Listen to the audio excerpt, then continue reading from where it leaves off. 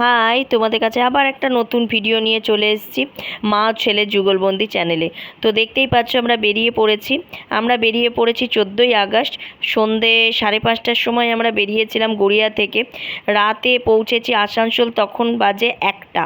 ঢুকেই দেখলাম টেবিলে কত মিষ্টির প্যাকেট সব সাজানো।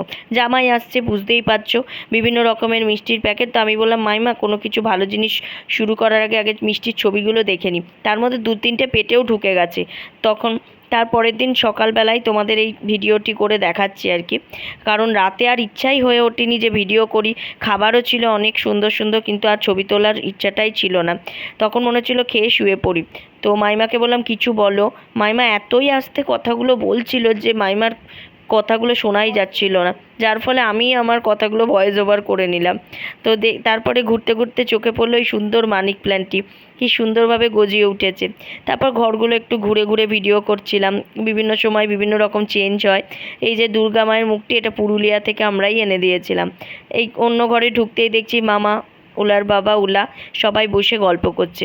ওলার বাবাও কিছু বলতে চাইছিল, কিন্তু ওই সবই আমার ক্যামেরার এত দূরে ছিল যে ওদের কথাগুলো আর ওঠেনি। তো এখানেও আমি কিছু বক্তব্য দিয়ে দিলাম।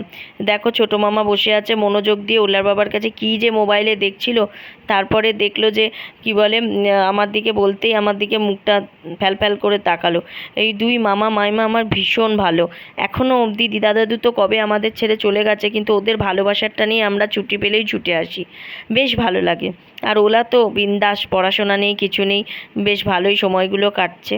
তো যাই হোক, তারপরেই আমি রেডি হয়ে এই ভিডিওটা করছিলাম, কারণ যেতে হবে পরেই আমার দিদির বাড়ি। খুব শর্ট টাইম, 4 দিন ছুটি, সমস্ত বাড়িগুলো আমায় কভার করে আসতে হবে।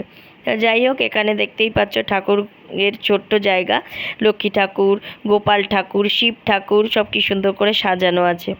তারপরে মাইমা এদিক ওদিক ঘুরছিল, আমাদের খেতে দিয়ে দিয়েছিল। তো খাওয়ার ছবিটা দেখতেই পাচ্ছ। সবার আর ছবি তুলিনি, শুধু খাবারের ছবি তুলেছি। তারপর বারান্দায় বেরোতেই গামছাটা মিলতে গিয়ে দেখতে পেলাম সুন্দর একটি মালিক প্ল্যান। তো ছবিটি তুলে নিলাম। খুব ভাল লাগে এরকম ছোট ছোট সুন্দর জিনিসগুলো ছবিতে তুলে রাখতে, বেশ ভালোই লাগে। পরে যখন মন খারাপ হয় তখন এই ভিডিওগুলো খুলে খুলে দেখি। এই যে একটু একটু করে সবুজের ছোঁয়া, ছোট্ট একটি কুয়ো পাশ থেকে সব দেখতে পাচ্ছিলাম। আসলে কলকাতা থেকে তো এত গাছপালা দেখা যায় না, সবই ফ্ল্যাট। তারপরেই বেরিয়ে পড়ার আগে সবাই মিলে ছবি তুললাম।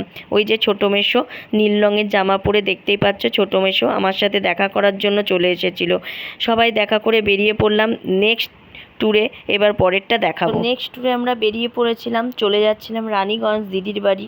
তো ওখানে গিয়ে কীরকম কাটলো, কাদের সাথে কাটলো, কিভাবে কাটালাম, কি কি খেলাম, সমস্ত ভিডিও আবার নেক্সট ভিডিওতে আপলোড করব।